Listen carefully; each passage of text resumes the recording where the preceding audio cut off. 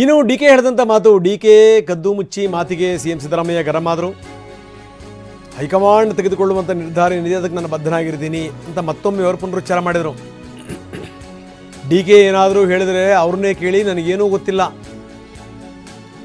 ಪಕ್ಷದ ಹೈಕಮಾಂಡ್ ಏನು ಹೇಳುತ್ತೋ ಅದಕ್ಕೆ ನಾನು ಬದ್ಧನಾಗಿದ್ದೀನಿ.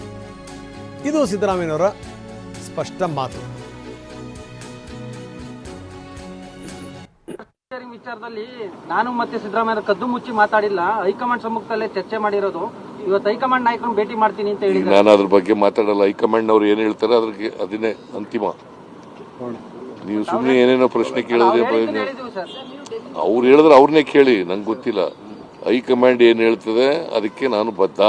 ಪವರ್ ಶೇರಿಂಗ್ ವಿಚಾರದಲ್ಲಿ ನಾನು ಮತ್ತೆ ಸಿದ್ದರಾಮಯ್ಯ ಕದ್ದು ಮುಚ್ಚಿ ಮಾತಾಡಿಲ್ಲ, ಹೈಕಮಾಂಡ್ ಸಮ್ಮುಖದಲ್ಲೇ ಚರ್ಚೆ ಮಾಡಿರೋದು. ಇವತ್ತು ಹೈಕಮಾಂಡ್ ನಾಯಕರನ್ನು ಭೇಟಿ ಮಾಡ್ತೀನಿ ಅಂತ ಹೇಳಿದ್ರು. ನಾನು ಅದ್ರ ಬಗ್ಗೆ ಮಾತಾಡಲ್ಲ. ಹೈಕಮಾಂಡ್ ಅವ್ರು ಏನ್ ಹೇಳ್ತಾರೆ ಅದಕ್ಕೆ ಅದನ್ನೇ ಅಂತಿಮ. ನೀವು ಸುಮ್ಮನೆ ಏನೇನೋ ಪ್ರಶ್ನೆ ಕೇಳಿದ್ರೆ ಅವ್ರು ಹೇಳಿದ್ರೆ ಅವ್ರನ್ನೇ ಕೇಳಿ, ನಂಗೆ ಗೊತ್ತಿಲ್ಲ. ಹೈಕಮಾಂಡ್ ಏನ್ ಹೇಳ್ತದೆ ಅದಕ್ಕೆ ನಾನು ಬದ್ಧ. ಇನ್ನು ಡಿ ಕೆ ಶಿವಕುಮಾರ್ ಇದಕ್ಕೆ ಸಂಬಂಧಪಟ್ಟಂಗೆ ಪತ್ರ ಬರೆದಿದ್ದಾರೆ. ಹೀಗಾಗಿ ಏನು ಅಂತಂದರೆ, ಅವರು ಅಸ್ಸಾಂ ಚುನಾವಣೆಗೆ ಹೋಗಬೇಕು ಅಂತಂತಂದ್ರು, ಹೋಗಿ ಅಂತ ಹೇಳಿದೆ. ಅವರ ಅನುಪಸ್ಥಿತಿಯಲ್ಲಿ ಸಭೆ ನಡೆಯುತ್ತೆ. ಇದು ಸಿದ್ದರಾಮಯ್ಯನವರ ಮಾತು. ಈಗ ಬಜೆಟ್ ಸಿದ್ಧತೆ ಹೇಗೆ ನಡೀತಾ ಇದೆ ಸರ್? ಮತ್ತೆ ಡಿ ಕೆ ಶಿವಕುಮಾರ್ ಏನೋ ಪರ್ಮಿಷನ್ ತಗೊಂಡಿದ್ದಾರೆ ಸರ್ ಇವತ್ತು ಗೈರಾಗೋದು? ಹೌದು, ಲೆಟರ್ ಬರ್ದಿದ್ದಾರೆ. ಲೆಟರ್ ಬರೆದು ನನಗೆ ಅಸ್ಸಾಂನ ಮೀಟಿಂಗ್ ಇದೆ, ಅಸ್ಸಾಂ ಚುನಾವಣಾ ಮೀಟಿಂಗ್ ಇದೆ, ಅಲ್ಲಿಗೆ ಹೋಗ್ಬೇಕಾಗಿದೆ ದಿಲ್ಲಿಗೆ.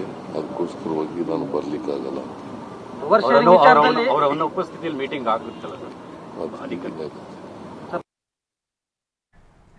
ಮುಂದುವರೆದು ಸಿದ್ದರಾಮಯ್ಯನವರು ಗರಂ ಆಗಿ ಹೇಳಿದ್ರು, ಕರೆದೇ ಇದ್ರೆ ನಾನ್ಯಾಕೆ ದೆಹಲಿಗೆ ಹೋಗಲಿ, ಇದು ನನಗೆ ಬೇಕಾದಷ್ಟು ಕೆಲಸಗಳಿದೆ, ಬಜೆಟ್ ಸಿದ್ಧತೆ ಕೆಲಸಗಳಿವೆ, ಹೈಕಮಾಂಡ್ ಕರೆದ್ರೆ ಮಾತ್ರ ದೆಹಲಿಗೆ ಹೋಗ್ತೀನಿ, ಕರೆದೇ ಇದ್ರೆ ನಾನ್ಯಾಕೆ ಹೋಗಲಿ ಅಂತಾರೆ ಸಿದ್ದರಾಮಯ್ಯ.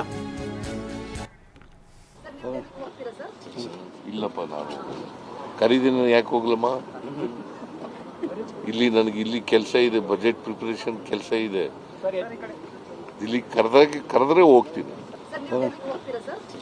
ಇಲ್ಲಪ್ಪ, ನಾನು ಕರೀದಿನ ಯಾಕೆ ಹೋಗ್ಲಮ್ಮ? ಇಲ್ಲಿ ಕೆಲಸ ಇದೆ, ಬಜೆಟ್ ಪ್ರಿಪರೇಷನ್ ಕೆಲಸ ಇದೆ. ಇಲ್ಲಿ ಕರೆದ್ರೆ ಹೋಗ್ತೀನಿ.